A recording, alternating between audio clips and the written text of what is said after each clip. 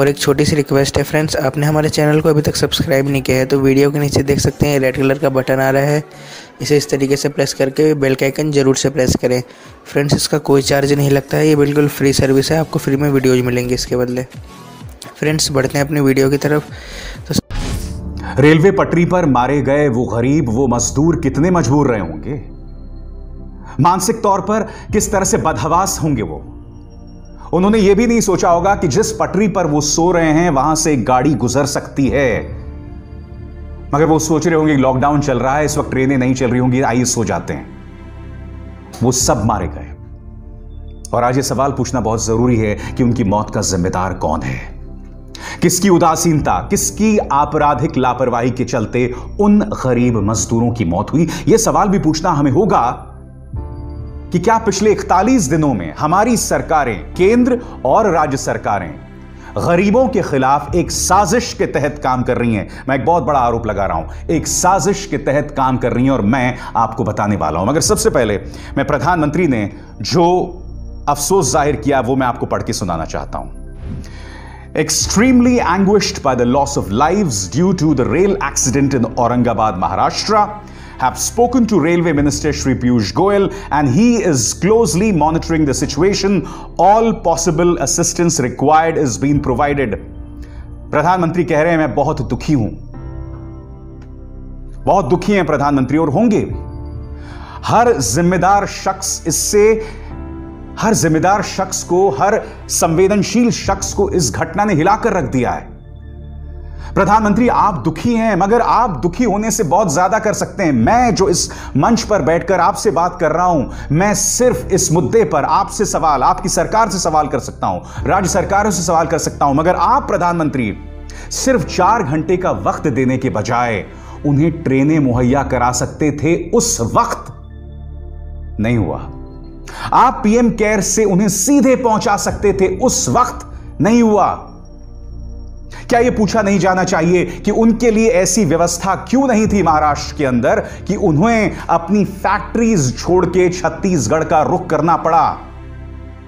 क्या इस मुद्दे पर मुख्यमंत्री उद्धव ठाकरे कटघरे में नहीं है? क्या यह सवाल नहीं पूछा जाना चाहिए? आज इस मुद्दे को छुपाने की पूरी कोशिश की जाएगी। मैं दावे के साथ कह सकता हूं इस मुद्दे पर केंद्र सरकार को कटघरे में रखा जाना चाहिए, क्योंकि जब आप सिर्फ 4 घंटे का वक्त देते हैं उस गरीब मजदूर को और फिर उसकी तकलीफ को आप मुख्य धारा की मीडिया में नहीं दिखाते, उसकी तकलीफ को आप छुपाने की कोशिश करते हैं, इससे बड़ी आपराधिक साजिश क्या हो सकती है कि रेलवेज इन गरीबों से पैसे लेता है और फिर यह ट्विस्ट दिया जाता है कि नहीं साहब, हम तो 85% सब्सिडी उन्हें दे रहे हैं। कितनी बड़ी गलत बयानी, कितना बड़ा झूठ। चलिए फिर से हम कुछ मुद्दों की बात करते हैं। आपकी स्क्रीन पर यह है गुजरात सरकार का फरमान। इसमें साफ तौर पर लिखा गया है कि गुजरात सरकार आईपीएस और आईएएस ऑफिसर्स को नियुक्त करेगी जो तालमेल बिठाएंगे राज्य सरकारों के साथ जहां ये गरीब मजदूर जा रहे हैं, और फिर इन गरीब मजदूरों से पैसा लिया जाएगा। अश्विनी कुमार जो कि गुजरात के अंदर सीएमओ में हैं, चीफ मिनिस्टर्स ऑफिस में हैं, उनका बयान यहां पर दिया गया है जिसमें वो कह रहे हैं जो भी गरीब मजदूर जाएंगे उनसे पैसा लिया जाएगा। यह साफ तौर पर लिखा गया है। वीके यादव जो कि रेलवे बोर्ड के चेयरमैन है, साफ तौर पर कह रहे थे कि हम जानबूझकर पैसा ले रहे हैं ताकि बेवजह लोग सिर्फ जरूरत के हिसाब से इन ट्रेनों में सफर करें, अपने घरों को जाएं। मानो इस वक्त गरीब मजदूर जो है वो मुंबई से बिहार निकल जाएगा पिकनिक मनाने के लिए। इस कदर मिसट्रस्ट, इस कदर अविश्वास है अपने देश के गरीबों को लेकर, और पूरा एक तंत्र लग गया है इस बीजेपी आईटी सेल का। मैं नहीं जानता हूं इस बीजेपी आईटी सेल के जो गुर्गे हैं इनके लिए नर्क में कौन सी काली जगह सुरक्षित है जो इस वक्त भी इन गरीबों के साथ इतनी घटिया हरकत ये लोग कर रहे हैं। इन्होंने पूरा एक प्रोपेगेंडा चलाया इन गरीबों के खिलाफ। जिस 85% सब्सिडी की तुम बात कर रहे थे वो कोई नई बात नहीं है। नंबर 1, 47% पहले ही रेलवे सब्सिडी देती है। इसके अलावा वो जो ट्रेन एक तरफ जा रही है दूसरी तरफ खाली जाती है तो उस जो खाली वापस आ रही है उसका भी खर्चा है। इसके अलावा फिजिकल डिस्टेंसिंग की वजह से तमाम जो लोग हैं, मजदूर हैं, गरीब हैं, वो अलग अलग दूर दूर बैठे हैं, तो उसका भी जो खर्चा है वो भी, ये सब मिलाकर करीब 92% बनता है, जिसे इन्होंने 85% कर दिया। इस कदर झूठ बोला जा रहा है, इस कदर इनका प्रचार तंत्र काम करता है। और जब वो गरीब मजदूर बांद्रा पहुंचता है, मुंबई के बांद्रा पहुंचता है और अपनी आवाज बुलंद करने की कोशिश करता है, तो भारतीय जनता पार्टी का समर्थित चैनल रिपब्लिक ये कहता है कि ये भाड़े के टट्टू हैं, कि ये अभिनेता हैं। और जब इन पत्रकारों पर एफआईआर दर्ज होता है, क्या आप जानते हैं 3 पत्रकारों पर एफआईआर दर्ज है समाज के अंदर विद्वेष फैलाने के आरोप में, सांप्रदायिक सौहार्द बिगाड़ने के आरोप में, और अब वो इस तरह से बर्ताव कर रहे हैं मानो स्वतंत्रता सेनानी हो, मानो भगत सिंह हो। गुलाम भारत के इतिहास में ऐसे कई भारतीय थे जिन्होंने अंग्रेजों को लंबी लंबी माफीनामे के चिट्ठे लिखे, उससे ज्यादा कोई औकात नहीं है। मैं मानता हूं कि इन गरीबों के लिए मुख्यमंत्री उद्धव ठाकरे को ऐसे इंतजाम करने चाहिए थे ताकि वो सलीके से वहां रह सकते, मगर यही उद्धव ठाकरे पहले दिन से लगातार प्रधानमंत्री नरेंद्र मोदी से अपील कर रहे थे कि प्लीज इन्हें ट्रेन्स मुहैया कराइए, क्योंकि ये लोग वापस जाना चाहते हैं, करिए। आपने उन्हें अनसुना कर दिया। आपने क्या मजाक किया मैं बताता हूं इस केंद्र सरकार ने, मैं आपको सिलसिलेवार तरीके से बताता हूं। पहले सिर्फ 4 घंटे का वक्त दिया, नतीजा सड़कों पर निकल गए ये लोग। तस्वीरें आपके सामने, ये तस्वीर देखिए, 7 महीने की गर्भवती ये महिला बैठी हुई है, ना इसके पास खाने को है ना पीने को है। ये वीडियो देखिए, यहां ये मां अपने कंधे पर गोदी में लिए अपने बच्चों को चल रही है, इसके चेहरे पर एक मुस्कान है, मगर ये मुस्कान हम सबको आईना दिखा रही है, हम सबको शर्मसार करने के लिए काफी है। ये औरत जो है एक हाथ से अपना बैग खींच रही है और दूसरे में उसके गोदी में उसका बच्चा है। तुमने ये गुनाह किया है गरीबों के साथ, और अब भी जनता का ध्यान भटकाने के लिए तुम्हारे पास एक ही तरीका है, हिंदू मुस्लिम करो जम के और मुद्दों की तरफ से ध्यान हटा दो आराम से। क्यों? गलत कहा मैंने? आज भी तुम जो काम कर रहे हो वो गरीबों के खिलाफ है, अब भी गरीबों के खिलाफ है। कोरोना संकट के बीचों बीच हमने इन मुद्दों से ध्यान भटकाने के लिए एक तबलीगी जमात का मुद्दा क्रिएट कर दिया, जो काफी हद तक सही था। अगर सिर्फ तबलीगी जमात तक मुद्दा सीमित रहता तो बात समझ आती। तुमने पूरे मुस्लिम समुदाय को घेर लिया। नतीजा ये कि आज की तारीख में हम दुनिया भर में शर्मसार हो रहे हैं। विश्व स्वास्थ्य संगठन हमें शपथ लगा रहा है, बोल रहा है कि ऐसी हरकतें मत करो।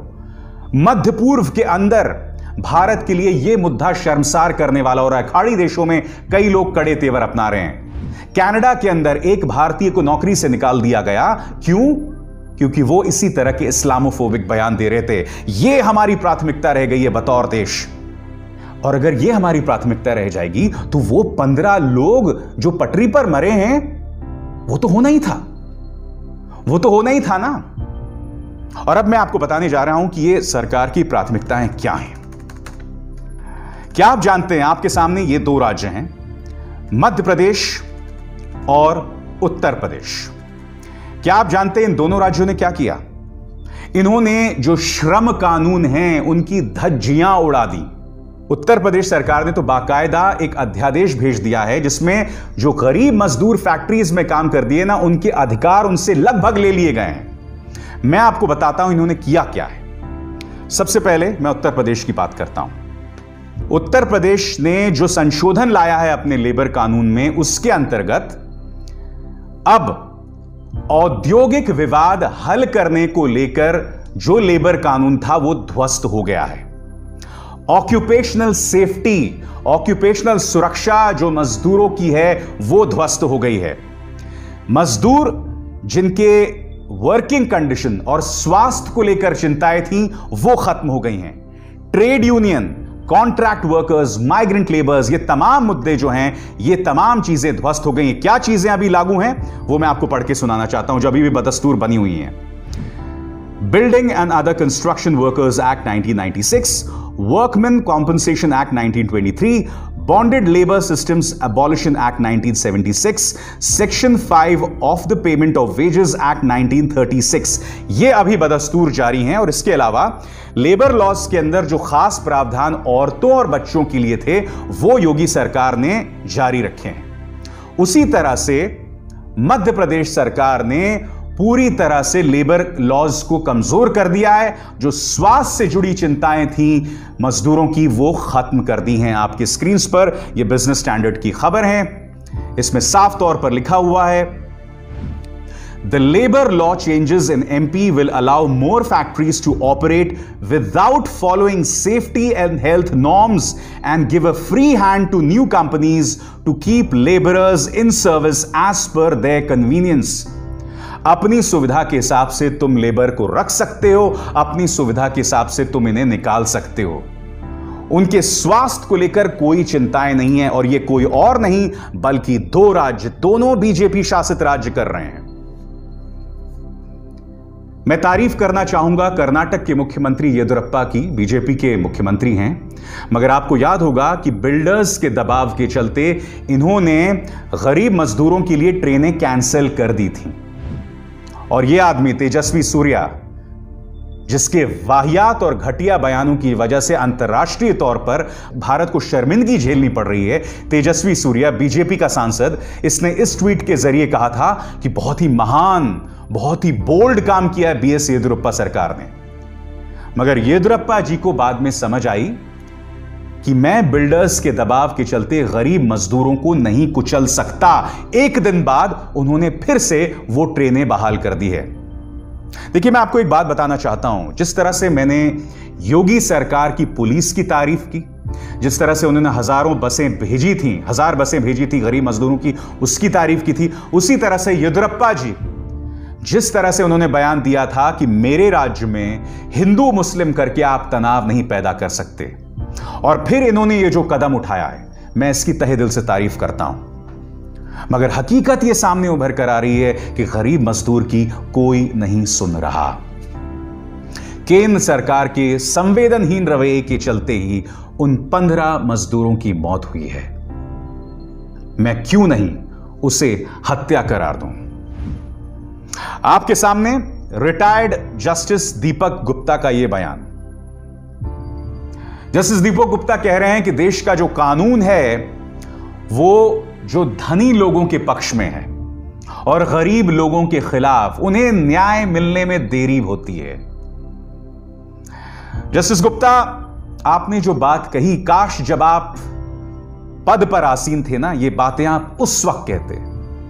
इस तरह का आत्ममंथन सेवा निवृत्त हो जाने के बाद इसके कोई मायने नहीं है, क्योंकि सेवा निवृत्त होने के बाद कुछ लोग बेशर्मी से राज्यसभा चले जाते हैं, सुप्रीम कोर्ट से सीधे चले जाते हैं किसी को, और उन्हें बिल्कुल भी परवाह नहीं होती कि इससे न्यायपालिका की साख पर सवाल उठ रहे हैं।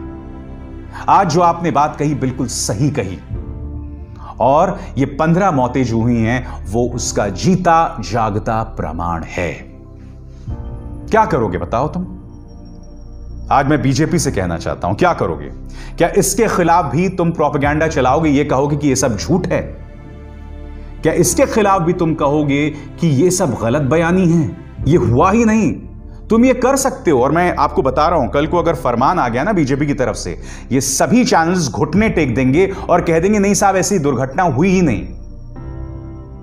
और इस देश की जनता इतनी अंधी है, इतनी ब्रेन वॉश्ड है कि उनके सामने ये मौतें होंगी फिर भी कहेंगे नहीं साहब, ये मौतें नहीं हुई हैं। तुमको शर्म आनी चाहिए, शर्म आनी चाहिए, क्योंकि गाहे बगाए कभी ना कभी इसका खमियाजा तुम जरूर भुगतोगे।